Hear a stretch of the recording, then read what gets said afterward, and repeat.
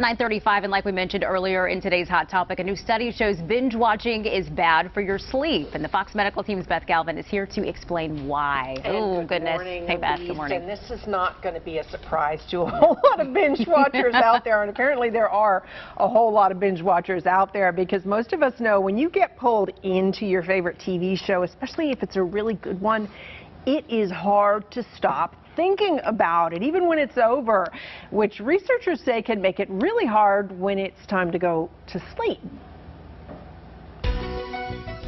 You start watching, then you just can't stop. WebMD Chief Medical Editor Dr. Hansa Bhargava has been there, caught in the sticky web of binge watching. Oh my God, absolutely. Yes, I mean, when you've got Game of Thrones on, Daredevil, House of Cards, I mean, we're all guilty of it, absolutely. And here's the tricky thing. It's programmed so that when one episode of your favorite TV show ends, the next automatically begins. It piques your interest, you want to see more, and it's so easy to fall into that trap. But new research finds binge watching may catch up with us when we try to go to sleep. The study, published in the Journal of Clinical Sleep Medicine, involved 420 young adults between 18 and 25 who binge watch at varying degrees. 40% say they'd binge watched at least once in the last month, 28% a few times that month, 14% binge watched several times a week, and 7% say they binge watch almost daily. And what they found was the more frequently you binge watch, the more likely you're going to have issues with sleep arousal, insomnia, and of course, focus and feeling tired the next day. The problem researchers found is something known as sleep arousal, meaning when it's time to go to bed, we're wired. Sleep arousal is essentially watching that amazing show like GOT or Daredevil or whatever it is and thinking about that complex storyline long after you've turned off the show.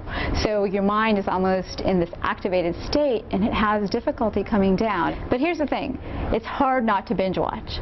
So what do? What we can do is binge watch less frequently. So maybe do it on a Friday or Saturday night where you won't have that impact.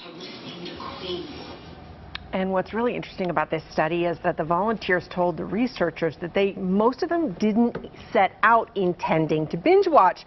In fact, just over 70% say they actually fell into binge watching by accident.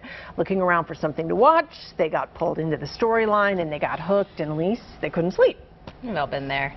It's happened to most of us, I'd say. Yes. Okay, experts say the need for children to have a sleep routine is really important to get them to wind down before bed, but is that important for adults as well? It's absolutely important for adults, I think, because sleep isn't like a switch that we can turn on and off. So trying to ease yourself into sleep. So I think really the best thing to do if you love to binge watch, do it earlier in the daytime, like on Saturday and Sunday, and then ease yourself into sleep with a book or something that's calming, something that's not electronic, like a real old school book can do a lot more to help you sleep than watching any show. An old school book. An old school book. Okay, need to get back to doing that. Also, I want to know how many Americans are actually binge watching, because I know we're not alone. So it's hard to get like an exact number because we're just beginning to see this research, but we do know that more than 60% of American households have access to live streaming or streaming, services. So that means a lot of people have that potential access to be doing this, binge watching.